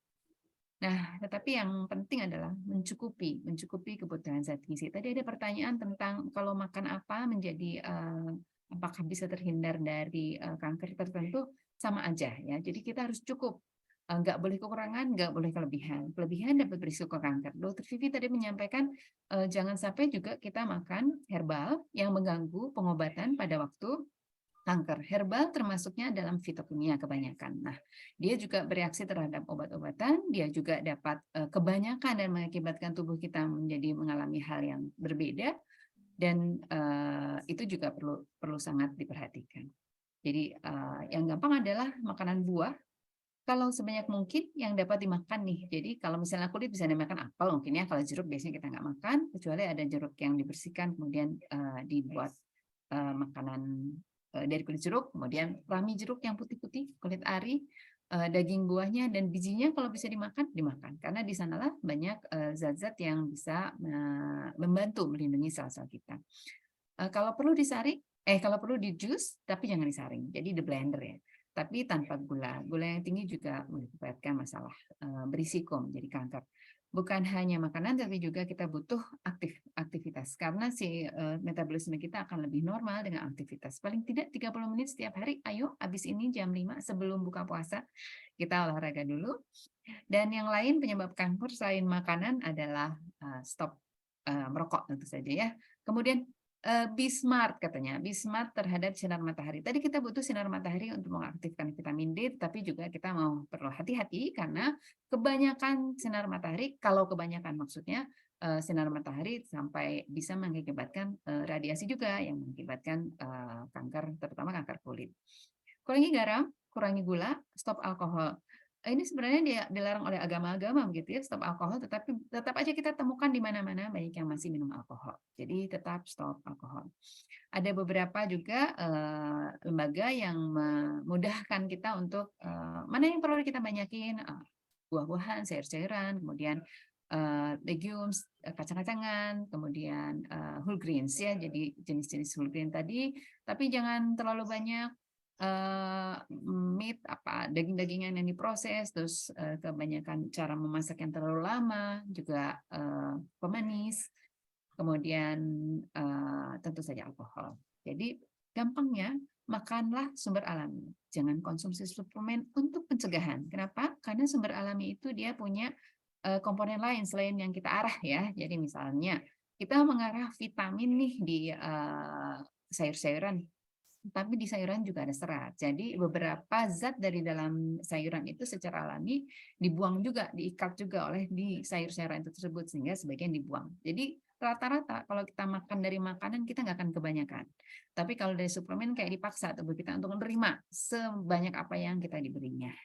Baik, terima kasih Dokter Astrid. Terima kasih, semoga bermanfaat. Ya, terima kasih Dokter Zoni. Maaf tuh jadi Dokter Zoni. Habis panggilan zaman kuliah kita itu Dokter Zoni ya dok ya. Akrab ya. Jadi ke bawah ya. Ya, terima kasih Dokter Yeni atas penyajian yang sangat informatif. Dan ternyata bukan hanya balon yang bagus warnanya warna-warni ya dok ya. Tapi makanan pun juga harus warna-warni untuk menghindari kita untuk terkena kanker.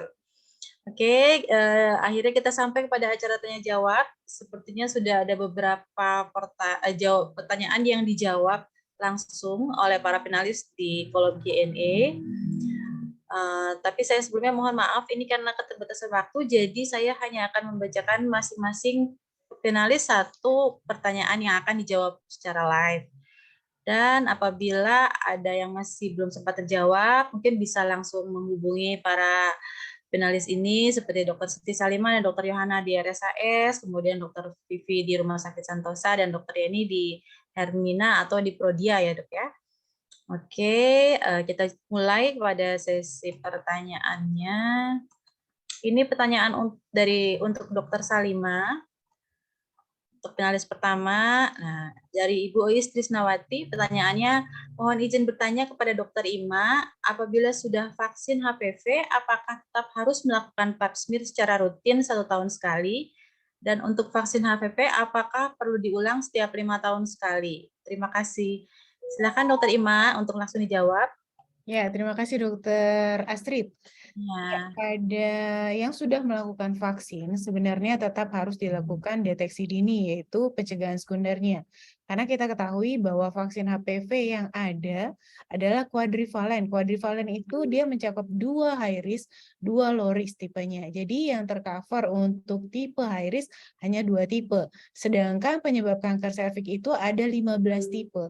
Jadi bagaimana kita mengeliminasi kemungkinan terjadinya atau terkenanya infeksi HPV tersebut, ya tetap kita melakukan deteksi dini dengan melakukan tes IVA, Pap smear, maupun yang paling canggih itu adalah HPV DNA.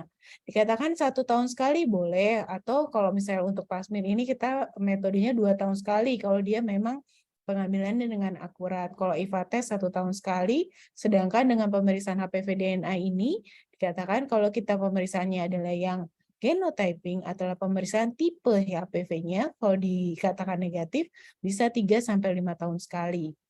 Kemudian jadi udah divaksin memang terlindungi oleh tipe 16-18, tapi bagaimana dengan tipe yang lain itu tetap kita lakukan screening. Mungkin itu bisa menjawab Dr. Astrid. Terima kasih. Oke, terima kasih Dokter Ima. Mudah-mudahan sudah cukup jelas ya, Bu Is ya. Kalau memang masih ada yang ingin ditanyakan, bisa langsung ketemu Dokter Ima mungkin di RSAS. Oke, kita lanjut ke pembicara berikutnya untuk Dokter Yohana. Pertanyaannya, Dok, di leher saya ada benjolan yang keras, tetapi tidak terasa sakit. Apakah sudah pasti tumor? Karena lebih dari 10 tahun lalu pernah muncul di lokasi yang berbeda, setelah dibiopsi tidak ada apa-apa. Malah dokternya mencurigai ada gigi yang bermasalah. Bagaimana kaitan gigi bermasalah dengan munculnya benjolan di leher? Oke, Dokter Yohana mungkin bisa langsung dijawab, Dok. Ya, terima kasih Dokter Astrid. Ya, jadi leher itu adalah suatu organ yang kompleks ya. Di dalamnya tuh banyak struktur. Jadi kita harus tahu pertama itu strukturnya berasal dari mana, kemudian lokasinya di mana gitu. Jadi kita akan lihat. Nah, kalau misalnya hanya disebutkan benjolannya keras di leher, itu saya nggak tahu juga gitu ya sebabnya apa. Pada intinya semua benjolan itu sebabnya adalah sebenarnya 5, bisa kelainan kongenital, suatu infeksi, memang tumor jinak atau tumor ganas atau yang lain. Nah, kemudian yang 10 tahun yang lalu ketika ada benjolan yang kemudian dibiopsi dan hasilnya katanya baik-baik saja, lalu dihubungkan dengan kemungkinan adanya masalah di gigi, kemungkinan besar sih saya rasa benjolannya itu adalah berasal dari kelenjar getah bening. Jadi kita secara normalnya sih memang ada si kelenjar getah bening itu ya sebagai salah satu organ yang membantu proses imunitas gitu ya, imunitas kita. Nah, kadang-kadang kalau ada gangguan di satu bagian yang dijaga, jadi di leher tuh kita ada regio-regio. Nah, masing-masing regio tuh punya daerah jagaannya sendiri gitu ya. Jadi bukan cuma preman tuh yang punya kafling-kafling. Nah, di badan kita juga ada si ini tugasnya menjaga daerah mana. Nah, gitu. Jadi kalau misalnya kebetulan si benjolan di leher itu adalah di daerah yang biasanya menjadi tempat jagaannya adalah rongga mulut, ya bisa saja ketika dia membesar, si kelenjar getah beningnya itu adalah sebagai suatu respon dari suatu masalah di tempat tadi. Misalnya di rongga mulutnya ada gigi yang bolong, ada yang lain-lain lah ya. Tapi yang paling penting memang kalau ada pembesaran kelenjar getah bening, kemudian yang besar ya, kemudian kita tidak membaik dengan obat-obatan, itu harus kita investigasi sebabnya apa sih gitu. Tapi selain kelenjar getah bening ada organ yang lain juga ya di situ, sehingga memang perlu pemeriksaan lebih mendalam mengenai hal tersebut. Mungkin itu yang bisa saya jawab, Dr. Astrid. Ya, oke. Terima kasih, Dokter Yohana. Mungkin harus ada pemeriksaan yang lebih lanjut lagi ya, Dok ya, untuk lebih jelasnya mungkin ya untuk kasus. Ya, betul. Ya, oke. Kita beranjak Dr. ke Astrid, maaf ya, tadi ada Dokter pertanyaan Ima. yang agak yang terakhir. Vaksinnya perlu diulang apa enggak? Oh iya, Oh iya, vaksin HPV ini sampai saat ini kalau dengan vaksin yang sama, yaitu yang quadrivalent maupun yang bivalent, nggak perlu diulang. Kecuali kalau nanti ada vaksin yang nonavalen ya 9 tipe masuk ke Indonesia, maka boleh kita lakukan pemberian vaksin tersebut. Mungkin itu. Ya, terima kasih Dr. Astrid. Berarti untuk vaksinasi sekarang tidak usah diulang dulu ya, Dok ya? Tidak. Oke, terima kasih Dokter Ima. Oke, kita beranjak ke pertanyaan untuk Dokter Vivi. Pertanyaan untuk Dokter Vivi, untuk kanker yang sudah metastase, Dok, mana yang paling baik pilihan terapinya? Ya, Dokter Vivi. Jadi biasanya memang kalau kanker yang udah metastase kan pilihannya memang harus kemoterapi. Tapi karena sekarang kemajuan teknologinya sudah maju, tidak semua pasien yang sudah metastase tuh harus di kemo. Seperti tadi saya sudah sebutkan ya, kalau pasiennya jenisnya paru, kita periksa mutasi EGFR-nya positif, itu tidak usah di kemo tapi bisa dilakukan terapi target yaitu bentuknya tablet. Jadi mungkin itu semua balik lagi ke tipe kankernya masing-masing. Jadi yang perlu dilakukan tentu konsultasi dulu ke dokternya, nanti dokternya yang akan memberikan advice terapi apa yang paling baik buat pasien tersebut. Demikian. Jadi balik lagi masing-masing kepada tiap kanker itu berbeda-beda. Oke, berarti kembali kepada jenis kankernya ya dok ya? Iya. Lalu tetap harus konsultasi lagi dengan dokter yang megangnya, karena seperti tadi diucapkan bahwa terapi kanker itu dia multidisiplin ya, jadi banyak faktor yang terlibat. Oke, terima kasih Dokter Vivi. Dan ini pertanyaan terakhir untuk Dokter Yeni. Izin bertanya Dokter Yeni, kalau penderita kanker yang hasil pemeriksaan IHK-nya menggunakan terapi hormon, apakah jenis makanannya juga tetap harus diatur seperti yang dibakar, boleh atau tidak? Ya, mungkin ini pertanyaannya Dokter Yeni bisa langsung dijawab, Dok. Baik, terima kasih. Iya, bagian menarik juga. Tadi kan kita sampaikan ya tentang makanan yang bisa menyebabkan risiko kanker, ada yang kekurangan ataupun kelebihan. Jadi si kanker ini kan tetap berproses ya. Jadi dia diobati, kita berusaha agar kejar-kejaran nih yang ngobatinnya ini supaya lebih duluan daripada perkembangan kankernya, gitu kan?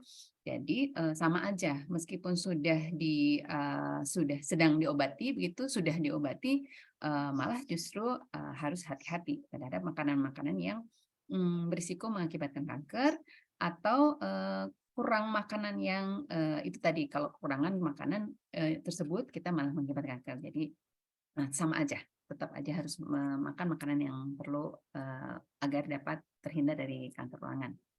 Oke, jadi bukan hanya terapi hormon ya dok ya, untuk semua terapi kanker ya, tetap harus menjaga ya.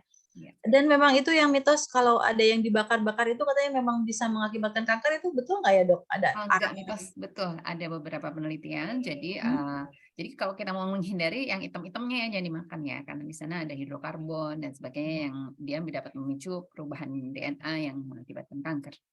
Oke, berarti memang betul ya dok ya, kalau untuk yang itu, yang hitam-hitam yang ada di bakaran itu lebih baik dihindari gitu ya dok ya?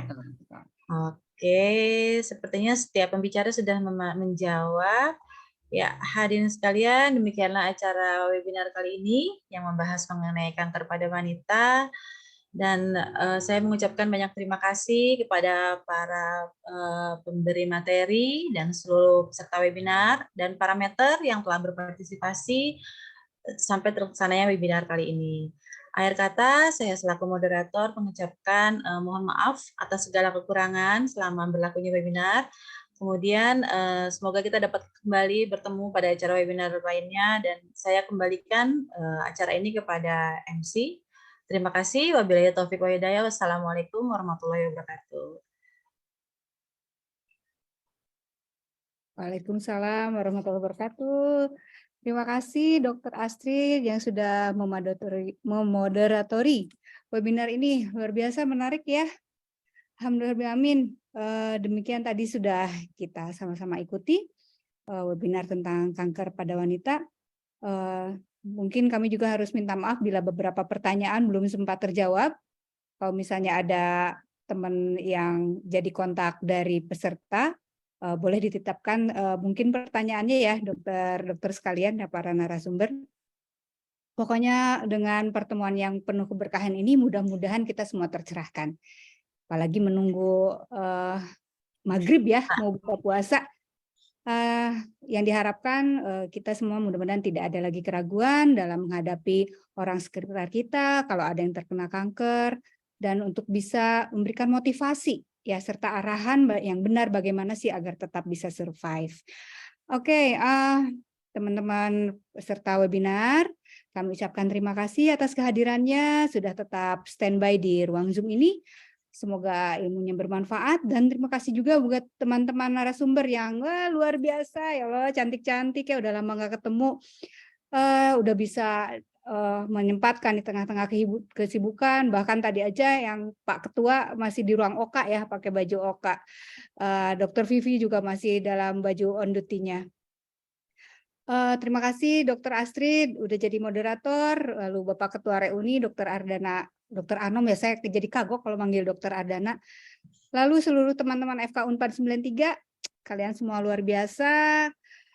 Sekali lagi hatur nuhun buat parameter. Sudah sangat membantu terwujudnya webinar ini.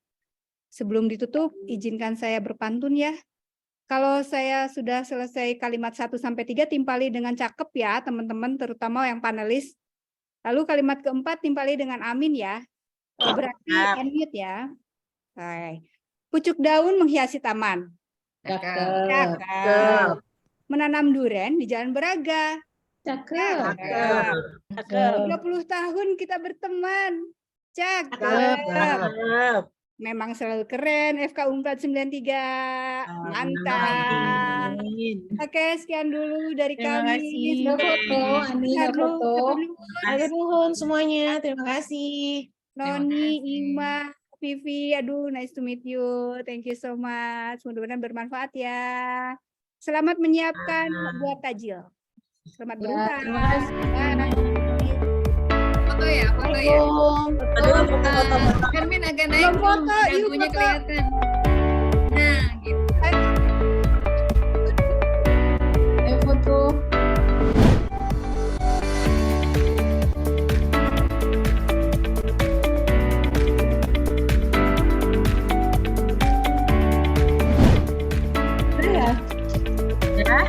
Ya, sudah aku foto. Terima kasih ya semuanya. Makasih ya semuanya. Nuhun pisan.